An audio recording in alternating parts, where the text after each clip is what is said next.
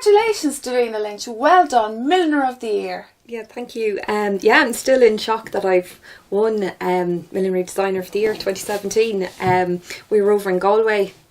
It's 2 weeks ago now tonight, and it was the Irish Fashion Innovation Awards, and there was we were shortlisted for the awards, and then there was 4 millinery designers in it, and I won. So still okay, shocked. Davina, you're sitting there and they're about to open the envelope. Had you any idea that perhaps you'd win? No, I didn't Seriously? at all. Yeah, no, I didn't at all, and I know that I didn't because I would have wore something different. That's how. No, I was completely shocked, and I had to go up and pick up my award and walk down the catwalk, and I actually don't really remember it, so I don't. And I was just really shocked. Of course, it's great, and it's been great publicity too. You were on Nationwide, and the Angus Celt has done a feature on you this week, and that is worth a world of advertising. Oh yeah, it's amazing. It's absolutely brilliant. Like, it really brings your name to another level, and yeah, it's been brilliant, and everybody's been so supportive, and I've got lovely messages from people, and it's just been amazing. Yeah, it's a great boost. So the thing is, are you ready for this now? Yes, absolutely. Okay, yeah. Let's talk hats. Of course, I would say that this year was the year of the hat with the bobble on the top. Absolutely everybody and anybody was wearing them this year, and the first thing I see is your lynch mob hats here. Isn't that right? They're absolutely fantastic. I love them. I know you can get them in Brown Thomas, isn't that right? Yes. And online, of course. Yes, from my website, davinalynch.com, and also in the Wool Cabin in Enniskillen at the moment, and the irishworkshop.com or .ie as well. Okay. So maybe we'll talk about your hat. It's done. It's an Aran hat. It's done in Aran. Well, it's Aran pattern, so there is an Aran pattern here, and then along here as well I've got an Aran stitch, and some of them come with different stitches. So this is the horseshoe stitch here, and then this one here is the cable braid. So I kind of put the horseshoe stitch on, like the green ones for the rugby and that kind of thing, to bring good luck. So it's an Aran stitch. They're all hand knitted. This is an Aran wool blend, and then this is an alpaca merino wool blend. So there's 2 different types of wool that you can get. All the feathers are hand dyed, and then some of the feathers, some of them come with partridge, and this one here is guinea with the polka dot. Yeah, so absolutely fabulous. Do you want to say how much they are, or is that just... Well, these ones here are 135, and the alpaca merino are 175, and it's the difference in the wools. That's 100% wool. So can anybody contact you via? You have a website, of course. Yeah, davinalynch.com, and I have a shop on that. So just go to the shop section and you can purchase from there. So tell me how it all started, Davina. I started knitting when I was in 11, and we all started in school, and I just absolutely loved it. I got a sewing machine then from Santi, and my dad taught me how to use it, and then my aunt makes quilts, so I made my first quilt when I was 13 with her, and then just done art in school, went on to Limerick and studied fashion design there, and then I moved to London, and I was working with designers Clemens Ribeiro. And were they specialise in hats or just no? They were fashion designers. Designers. And then I when you're working with somebody else, you're not really doing your own thing. So I wanted to do a short course in something. So I wanted to do bags, and it was full up. So I decided to do millinery. So yeah, I just loved it. I didn't go to do the bags at all then. So you worked with some very famous people in London, designers or milliners in London. Noel Stewart and Ian Bennett. So Noel Stewart would have been designing hats for London Fashion Week at the time when I was there, and then Ian Bennett had a shop as well. So I got to see kind of both sides of the millinery industry in London, which was brilliant. So I learned a lot from both of them. So now, when people like to wear hats, just tell me this: do you buy the hat before the outfit, or does the hat go with the outfit, or from a milliner's point of view, which would be the best way to go about doing it? Generally, when people come to me, they would have their outfit, so they would know what colours to go with. They'd have their bag and their shoes, and we go from there. We'd design something around their outfit. So that's not the best way to do it from a milliner's point of view. It is, of course, to design your hat to your outfit. But you see, I design hats then that people can buy and match up their outfits to the hats. Yeah. So it just depends what people want. I can cater for both. So, yeah, like a lot of people do come to me with their outfits first. So you know, like the way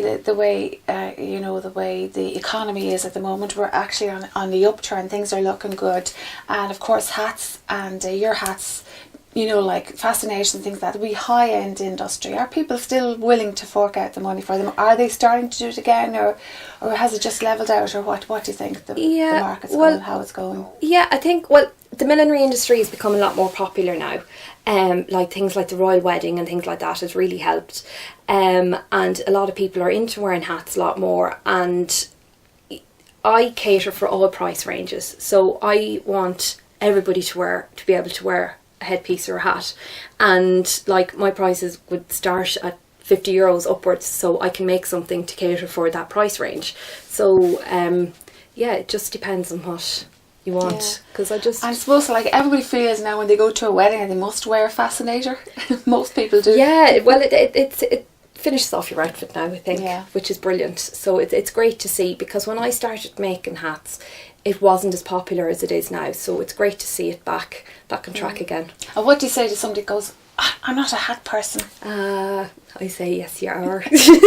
I think everybody can wear a hat or a headpiece. You just haven't found the right one.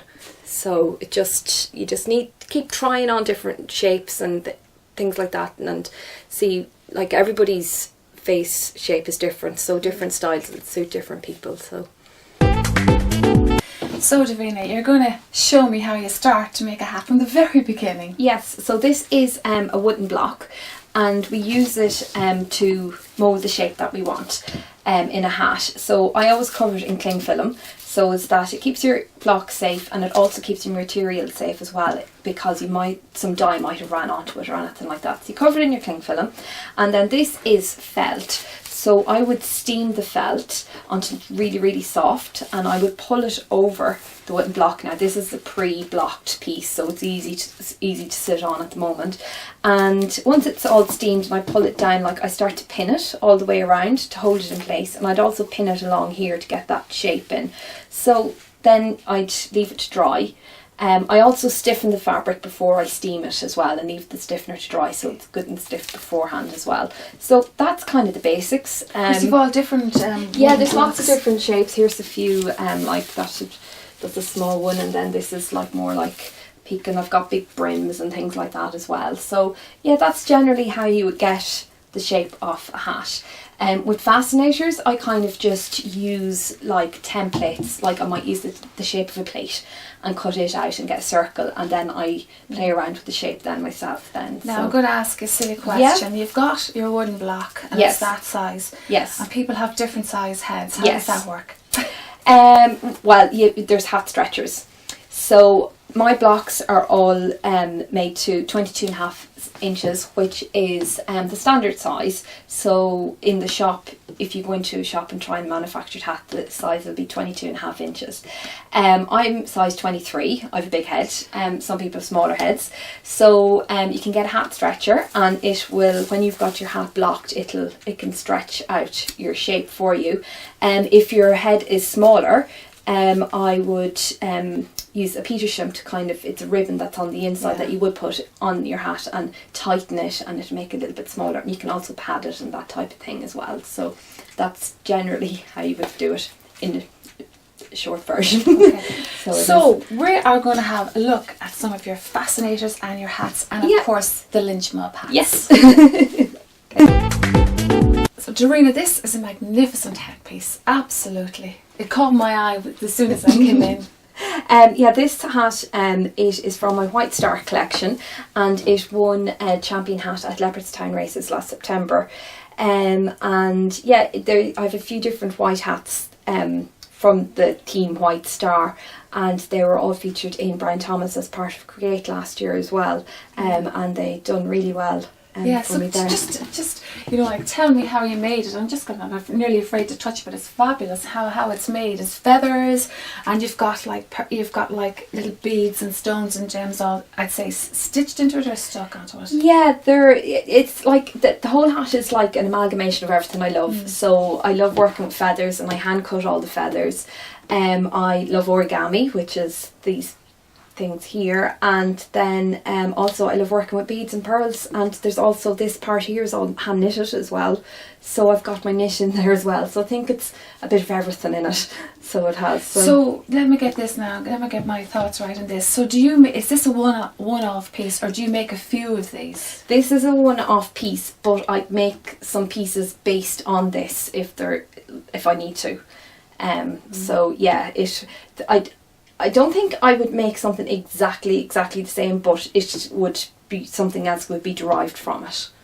So, and where would somebody wear something like this? To the races, or maybe as a special piece to a wedding, maybe. But yeah, it's popular for the races and that type of thing. So yeah, excellent.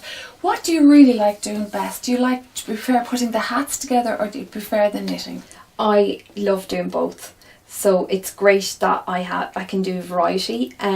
With the knitting, I can't constantly knit because it's hard on your hands all the time. So I would do some knitting and then I'd work with hats, and I kind of jump between the both. And it's really good as well because I don't get bored then as well. Do you know what I mean? I'm constantly thinking and it's constantly doing something new. So I would say that you have a keen eye on the fashion and you will look at the trends. Are you influenced by anybody? Do you look out to see what's the next spring autumn designer? How does that work for you? Yeah, I do look at like designs and designers. I love couture, so I love like Paris couture shows. But I don't actually follow trends. I kind of get feelings and ideas myself, and I go with them. So it'd be kind of follow my gut. But yeah, because like last year I went with all my kind of white, and then this year I going with like, it's called Under the Moonlight, so it's all like kind of blues and these kind of colours here, and you can see there as well, like, so that's kind of what I was going with this year. So it's original what you do anyway, so you're picking your own, you're having your own ideas. I just kind of get feelings and I go with it and just see where it takes me. Like these were kind of based on photographs that I had from like sunsets and sunrises, and I just fabulous. Now, can I ask you, where do you get your materials, like your feathers and all the different kinds of feathers? Like, how do you come about you just, I get them from different companies and different places. Yeah, exactly. Yeah, so there's different places. There's different places for different feathers. So okay, yeah, and of course they were showcased in Brown Thomas last summer. Yeah, the white star hats were along with my lynch mob hats, and my lynch mob hats have been there for 2 years now. So they've been. I think last winter was the year of those kind of bobble hats. I know. Which is everybody great. was wearing them. It was great.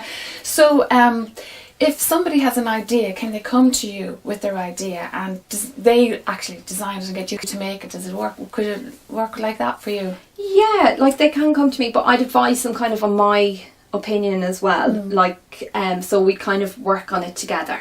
Yeah. So we would. So it would be like amalgamation of both ideas. So. Okay. So Davina, as well as knitting these fabulous lynch mob hats, which I just absolutely adore, you do scarves as well. Yeah, so you bring in like the feather effect into the scarf as well.